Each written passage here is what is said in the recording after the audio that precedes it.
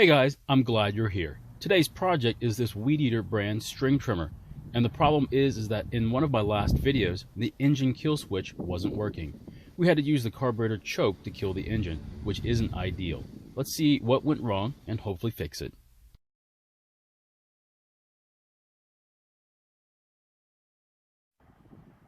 This video is about fixing the kill switch for this particular trimmer. However, this may not pertain to your piece of equipment.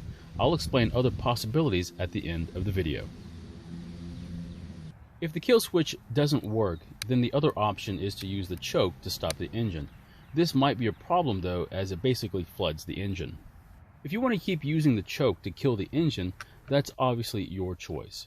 I'm going to try and fix this one though. We'll have to take all the plastic covers off, so we'll need to remove every screw that you can find on the front cover and the rear cover.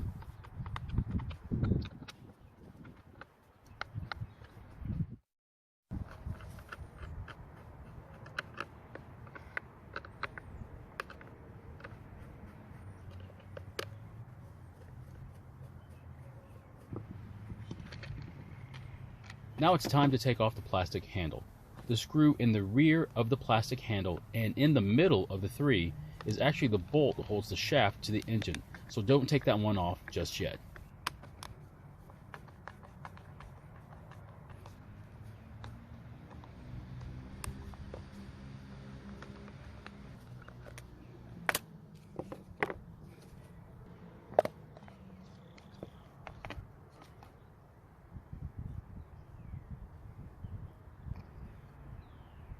And after removing the nut and the bolt, slide the shaft out of the engine. A retaining clip might come out of the plastic housing. It's very important that you don't lose this piece. The cover is now ready to come off the engine. I'm not sure why, but the cover was really fighting me on this one. So I had to move it out of frame just to take it off, so there isn't a reveal shot. But this is what was hiding under the cover. It looks like a mud dauber made quite a nest inside the housing and part of the engine. We'll obviously have to clean this out before we put it back together.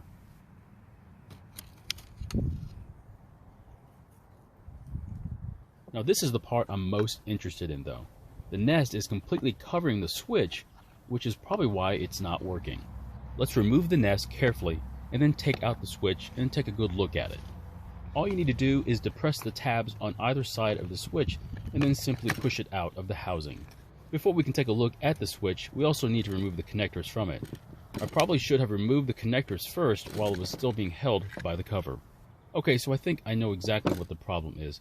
If you look very closely, you can see some green corrosion on the spades. It looks like we have a simple connection problem. I think the best way to check the switch is to use a multimeter and make sure we have continuity between the two spades. Okay, so if there is no connection between the two spades, then the multimeter will show the number 1 instead of displaying a range of values. The switch is normally open, so there's no contact, so we have to depress the switch and then touch the probes to the spades to check for continuity. And unfortunately, it still shows the number 1, so that means the switch isn't working. More than likely though, the corrosion on the spades is the problem. Let's try removing some of the corrosion with some sandpaper and try again.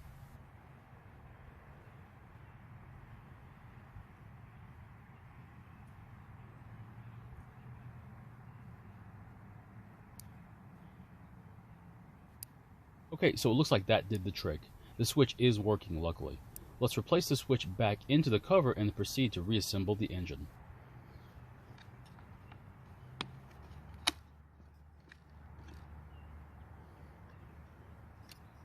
The connectors look fine as they're not copper like the spades, so there's no corrosion on them. Let's go ahead and reconnect them back onto the spades on the switch.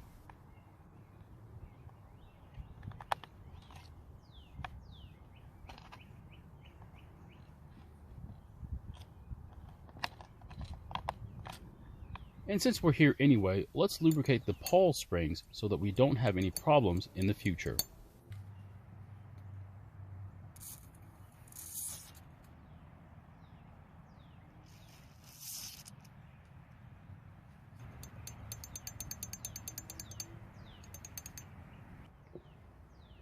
And we might as well lubricate the recoil assembly too, since this style is really hard to get access to.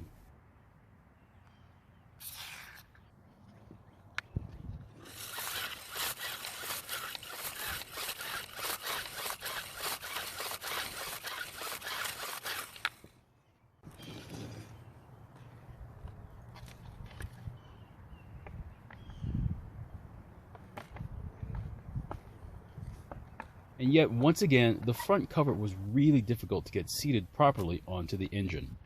Do not continue with the reassembly until the recoil is working properly, otherwise you'll have to do this whole process again.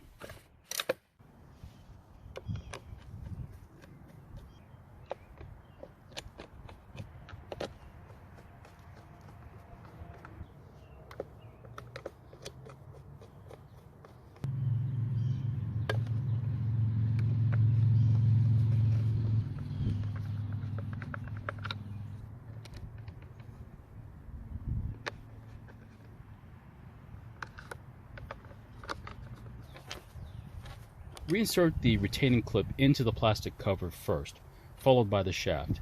Don't put the nut and the bolt in just yet. Next, move down to the trimmer head and make sure it's connected to the engine by the shaft. If it's free spinning, you'll have to push the shaft into the engine a little bit further.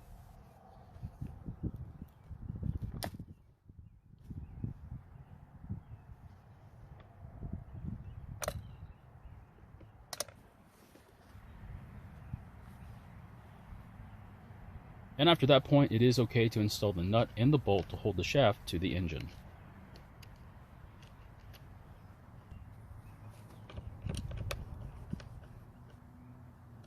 Next, replace the plastic handle and the throttle lever. Don't over tighten the screws and make sure that the throttle lever is working properly like it's supposed to.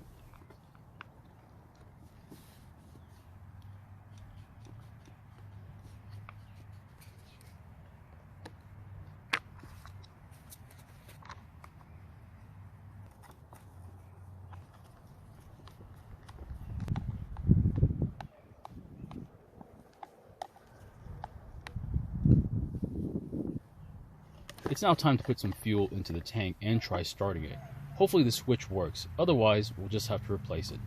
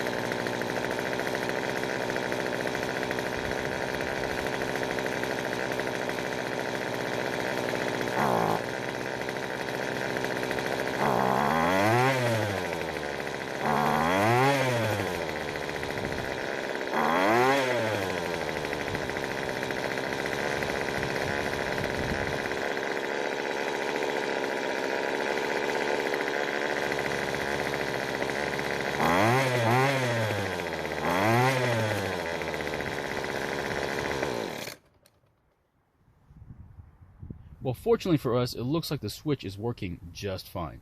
Now, I'm not sure when I'm going to use this trimmer next, so it might be a good idea to run the gas out of it for storage.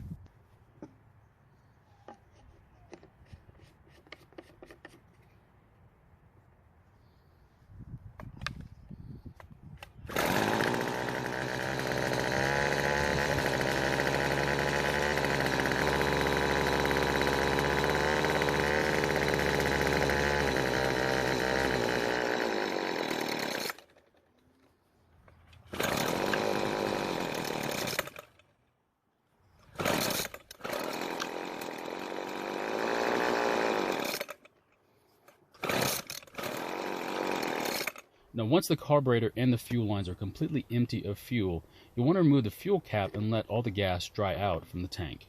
So if you don't have a mud dauber problem in your area and your switch still isn't working, then there might be a wiring problem.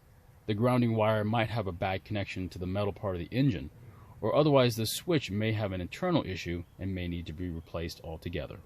So my question to you is, would you have just replaced the switch, or would you have even bothered trying to fix it like I did? I am curious to know your thoughts on this. Thank you for watching. I really appreciate your time. Please feel free to ask any questions, and I hope to see you in my next video.